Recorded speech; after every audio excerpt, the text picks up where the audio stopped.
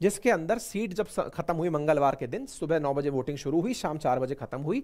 3 राज्य उत्तर प्रदेश, हिमाचल प्रदेश और कर्नाटक के अंदर मतदान हुआ। उसमें कर्नाटक के नतीजे पहले आए। कर्नाटक की 4 सीटों पर वोटिंग में कांग्रेस के अजय माकन, नासिर हुसैन, जीजी चंद्रशेखर जीते। वहीं बीजेपी का एक सांसद बनकर आया जिसका नाम नारायण बंदिगे था।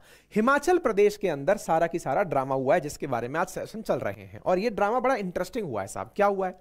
हिमाचल की एक सीट पर भाजपा ने अपना प्रत्याशी उतारा था, हर्ष महाजन। ये पूर्व में कांग्रेसी हुआ करते थे, अभी हाल ही में बीजेपी में शामिल हुए। हर्ष महाजन ने कांग्रेस के अभिषेक मनु सिंघवी को हरा दिया।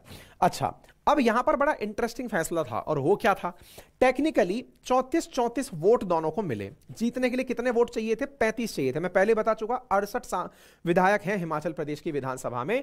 कांग्रेस की सरकार है, मक्कू यहां पर सीएम है, और यहां पर मतलब एक प्रकार से यह समझकर चलिए कि जो सीट की मेजॉरिटी है टेक्निकली वो कांग्रेस के पास है, और उन्हीं को चुनाव में जीतना था, यह तय माना जा रहा था। ठीक है, एक सीट के लिए अगर होना है तो आधी से ज्यादा जिसके पास भी हो उनका ही सांसद बनना था। यहां पर लेकिन दोनों को 34-34 वोट मिले, और चूंकि 34-34 वोट मिले, मैच टाई हो गया, तो हेड टेल करके फैसला हुआ और उसमें बीजेपी का उम्मीदवार चुनाव जीत जाता है। ठीक है साहब, ऐसी स्थिति में कांग्रेस के 6 विधायकों ने, यह कैसे संभव हुआ इसको समझने के लिए पहले वोट की गणित समझ लीजिए, सो दैट आप इस बात को समझ पाएंगे। पहले यहां की हिमाचल प्रदेश की विधानसभा की स्थिति को समझिए। 68 सीटें हैं, 35 विधायक के लिए, मतलब 35 जिसके पास बहुमत है उसकी सरकार है।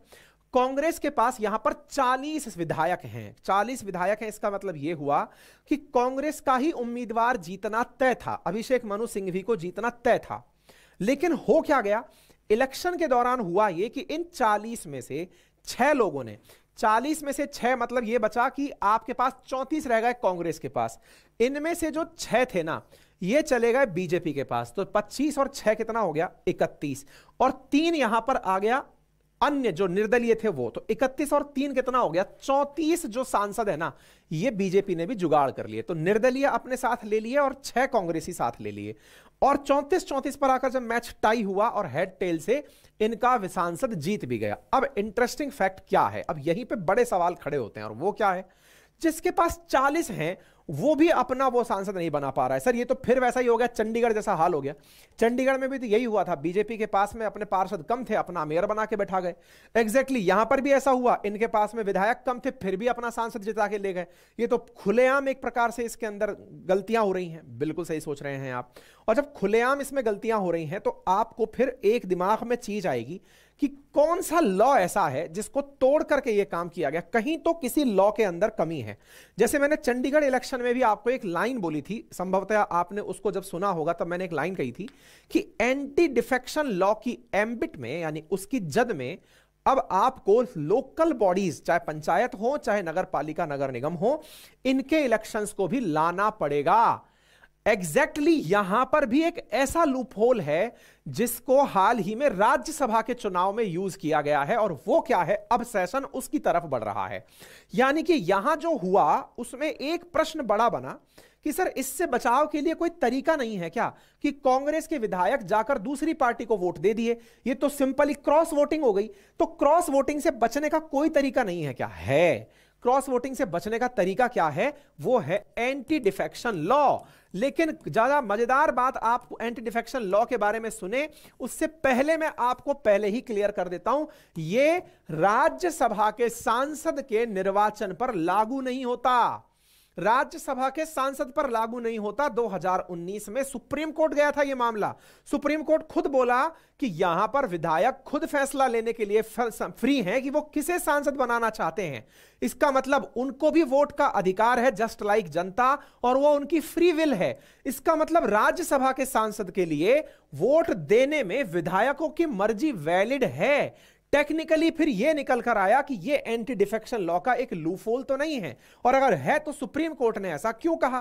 तो अब हम थोड़ा सा एंटी डिफेक्शन लॉ जान लेते हैं। ठीक है साहब, तो देखिए क्या है, भारत के संविधान में 10वीं अनुसूची के अंदर एंटी डिफेक्शन लॉ आया हुआ है। ठीक है ना, 1985 में 52nd कॉन्स्टिट्यूशनल अमेंडमेंट द्वारा एक नियम आया दल बदल को रोकने के लिए कि अगर कोई एक विधायक अथवा सांसद अपनी राजनीतिक पार्टी का साथ छोड़कर किसी दूसरी पार्टी के साथ जाता है, या खुद से खुद का पद छोड़ता है या फिर अपने पार्टी के डायरेक्शंस को नहीं मानता है, तो उन पर पार्टी क्या कार्रवाई कर सकती है। इसके लिए दल बदल विरोधी अधिनियम लाया गया था। ठीक है साहब, उसमें हुआ ये तय किया गया कि अगर कोई विधायक अथवा सांसद अपनी पार्टी छोड़कर, मैं फिलहाल के लिए जो इससे रिलेटेड है उसी की बात कर रहा हूं, बाकी सब हटा दीजिए, विधायक या सांसद अपनी पार्टी के द्वारा आदेश पारित किया गया हो। आदेश पारित कौन करता है? तो मुख्य सचेतक करता है, जिसे चीफ विप कहते हैं। विधानसभा और राज्यसभा दोनों तरफ वो होता है, लोकसभा सब जगह होता है। तो वो चीफ विप ने आदेश पारित किया कि हम सबको इसको वोट देना है। इसी जगह पर आपको एक दूसरा पॉइंट पता चलता है एंटी डिफेक्शन लॉ का, जो सबसे बड़ा लूपहोल है। वो क्या है? एंटी डिफेक्शन लॉ के मामले में विप का आदेश राज्यसभा के चुनाव पर वैलिड नहीं होता। यानी कि अगर यहां पर एक प्रश्न आपसे फिर घुमाकर पूछ लिया जाए, तो मैं दो बड़े प्रश्न आपको दे रहा हूं, पहला समझिएगा, और ये दोनों ही प्रश्न मैं मानता हूं कि अगर मैं पेपर सेटर रहूं, आपसे क्वेश्चन बनाकर पूछूं, तो ये बहुत प्यारा प्रश्न बनता है। और वो क्या है? विप का आदेश राज्यसभा के सांसद के या राज्यसभा प्रत्याशी जो है, क्योंकि वो सांसद बनने जा रहा है, उसके चुनाव पर वैलिड नहीं है, उसके इलेक्शन पर वैलिड नहीं है। और यही वो पॉइंट है जिसका हाल ही में दोहन किया गया है। ये जो अभी क्रॉस वोटिंग आप देख रहे थे, उसमें क्या देखा कि 6 कांग्रेसी विधायकों ने बीजेपी को वोट दे दिया। आपके दिमाग में फिर प्रश्न आएगा, सर ये लेकिन सरासर गलत हुआ है, उन्होंने अपनी पार्टी से चुनाव जीता, अब दूसरे को वोट देकर आ गए। टेक्निकली सुप्रीम कोर्ट ने 2019 में इस बात को यह कहा कि नहीं, ये गलत नहीं है। क्यों गलत नहीं है? बोले विधायक आपको पहले वोट दिखाता है कि देखो मैं किसको देने जा रहा हूं, इसका मतलब उसने धोखा नहीं दिया, उसने खुलेआम आपसे कहा है कि मैं आपके साथ इस प्रत्याशी को वोट नहीं दे रहा हूं। फिर एक बड़ा प्रश्न बना, तो सर ये फिर भी तो गलत है ना, टेक्निकली उसने पार्टी के साथ धोखा किया। नहीं, इसका मतलब सुप्रीम कोर्ट ने 2019 में कहा कि नहीं, ये आपकी पार्टी के विप में, आपकी पार्टी के विचार में उस विधायक का अविश्वास दर्शाता है। इसका मतलब आपको उस पर निर्णय लेना होगा। अब यहां पर एक फिर बात निकल कर आती है कि जो अभी हिमाचल वाला मामला हुआ है, इसमें क्या कांग्रेसी विधायक पता चल गए थे क्या कि कौन दूसरी तरफ पार्टी को वोट देने वाले हैं? हां, क्लियर हो गया था, ये लोग पहले से ही पता था कि ये लोग वोट देंगे। फिर सर ऐसा अगर हुआ तो क्या पार्टी उस पर कोई एक्शन नहीं ले सकती क्या? यहां पर अब दूसरा प्रश्न आ गया। क्यों? क्योंकि एंटी डिफेक्शन लॉ कहता है कि अगर किसी ने पार्टी का आदेश नहीं माना, तो मैंने इसीलिए कहा राज्यसभा चुनाव में विप का आदेश वैलिड ही नहीं होता। तो विप का आदेश वैलिड नहीं होता तो उन पर कोई भी पार्टी कार्रवाई नहीं कर सकती। यानी कि विप के आदेश की अवहेलना में उन पर पार्टी कार्रवाई नहीं कर सकती। लेकिन हां, एक बड़ा प्रश्न बनता है, और वो क्या है कि इन्होंने पार्टी के खिलाफ जाकर के वॉलेंटरली अपनी तरफ से किसी और तरफ इन्होंने वोट डाला है। पार्टी अगर चाहे तो रिकमेंड कर सकती है कि इन्हें भविष्य में प्रत्याशी ना बनाया जाए जब चुनाव का टिकट दिया जा रहा हो, नंबर 1। या फिर पार्टी के आदेश, यानी विप तो नहीं कर सकते आप इस बात के ऊपर कि आप इसे वोट दीजिए, ये तो नहीं कह सकते, लेकिन आप ये जरूर कह सकते हैं कि आप सबको पार्टी की लाइन में रह के काम करना है। लेकिन आपने पार्टी की लाइन तोड़ी है, तो हो सकता है कि विप, मतलब जो प्रिसाइडिंग ऑफिसर है विधानसभा का, उसे रिकमेंड करे कि इन 6 विधायकों की विधायकी रद्द कर दी जाए। फिर प्रिसाइडिंग ऑफिसर ये डिसाइड करेगा कि ये विधायक रहेंगे या नहीं रहेंगे। क्या प्रिसाइडिंग ऑफिसर का जो आदेश होगा वो फुल एंड फाइनल होगा? नहीं। कीहो तो होलोहॉन केस है एक, जिसमें सुप्रीम कोर्ट ने ये कंफर्म करते हुए कहा कि प्रिसाइडिंग ऑफिसर का जो फैसला होगा वो जस्ट लाइक ट्रिब्यूनल होगा। वो फैसला देगा भी अगर, तो उस पर भी सुप्रीम कोर्ट फिर से पुनर्विचार कर सकती है, यानी जुडिशियल रिव्यू के दायरे में वो रहता है। खैर, फिलहाल के लिए कम टू द पॉइंट अगर हम करते हैं तो अभी जो हुआ उसके आगे क्या संभावनाएं हैं। तो पहला प्रश्न यह है कि यहां पर राज्यसभा प्रत्याशी जो जीत गया वो तो जीत गया, उसका कुछ नहीं बिगाड़ा जा सकता। अब विधानसभा को लेकर के हिमाचल प्रदेश में बखेड़ा खड़ा होगा। यानी कि अगर बखेड़ा क्या खड़ा होगा, मान लो कि 68, अभी मैंने क्या नंबर बताया था आपको कि 40 इनके पास में विधायक थे, 40 में से 6 विधायक इनके माइनस हो गए, बच गए 34 विधायक। अगर 6 की सदस्यता रद्द कर देते हैं तो 68 में से कितने विधायक चले गए? 6 चले गए। इसका मतलब 62। यानी कि अगर अब 31 + 1 भी विधायक जिसके पास है वो सत्ता बना ले जाएगा। यानी टेक्निकली कांग्रेस की हालत इसमें और खराब होगी अगर इन्होंने इन विधायकों को निकाल दिया। लेकिन इन विधायकों ने निकलने से पहले ही या फिर अपने क्रॉस वोटिंग से पहले ही एक बात कही थी, और वो थी कि हमें सीएम पसंद नहीं है, जो सीएम है ना वो पसंद नहीं है, आप सीएम बदल दो, हम कांग्रेस के साथ हैं। यानी कि यहां पर इन विधायकों ने अपने स्तर पर ही खुद की पार्टी की लीडरशिप पर सवाल उठाए थे।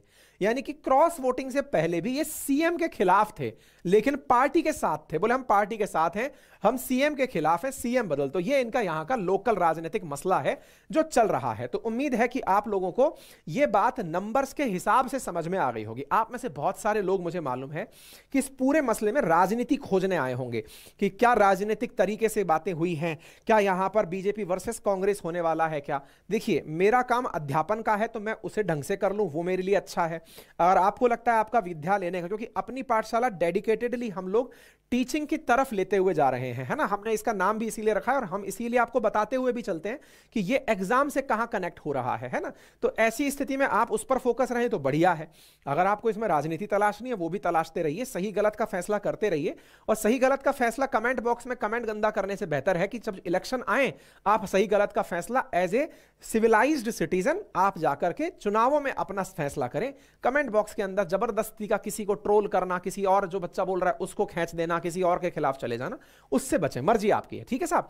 तो उम्मीद है अब पूरी तरह से मसला आपको समझ में आ गया होगा। तो यहां पर अभिषेक मनु सिंघवी साहब है जो हार गए, इन्होंने साफ अपनी तरफ से कहा कि यह बात तो बिल्कुल ऐसे हो गई कि यहां तो हॉर्स ट्रेडिंग हुई होगी, उन विधायकों को परचेज किया गया होगा। ये वो सीएम साहब हैं, ठीक है ना। अच्छा, तो बोले इसका मतलब मैं तो ये मान सकता हूं कि जब 40 विधायक होते हुए भी अगर मैं सीट नहीं जीत पा रहा हूं, जो कि सेफेस्ट सीट है, तो इसका मतलब ये हुआ कि अपोजिशन में जो खड़ी हुई पार्टी थी यानी बीजेपी, उसके उद्देश्य पहले से क्लियर थे कि वो कैसे जिताना चाहती है। मैंने एंटी डिफेक्शन लॉ की पूरी कहानियां आपको बता दी हैं, कैसे कैसे काम करता है, इसे डिटेल में पढ़ लीजिएगा। 6 कांग्रेसी एमएलएज के बारे में कहा जा रहा था कि बीजेपी ने बकायदा उनको उठा करके पहले शिमला से जाने कहां लेकर के गए, फिर वहां से उनको वापस लेकर आए, यानी कि प्रॉपर तरीके से 6 विधायक उनके साथ रहे, इसकी तैयारियां पहले से ही चल रही थी। हालांकि इस विषय पर भी कहा जा रहा है कि जैसे ही 6 विधायकों ने क्रॉस वोटिंग की, 34-34 का मसला रह गया। अब 34-34 का मसला रह गया तो यहां पर तो बीजेपी अब यह कहने पर तैयार हो गई, क्या कहने पर तैयार हो गई, गवर्नर के पास जाकर के कि सर 40 विधायक लेकर चले थे, 68 के हिसाब से 35 विधायक होने चाहिए, इनके पास तो 34 ही वोट मिले हैं, इसका मतलब इनका विधानसभा में बहुमत नहीं है, बहुमत नहीं है तो फ्लोर टेस्ट करवाइए। तो अब यहां पर नया लफड़ा क्या फिर गया है एक राज्यसभा सीट के चक्कर में कि यहां पर लोगों ने विधानसभा के अंदर ही अपनी तरफ से अपने सीएम के अंदर अपना ट्रस्ट लूज कर दिया है कि सर हम इस पर ट्रस्ट नहीं करते।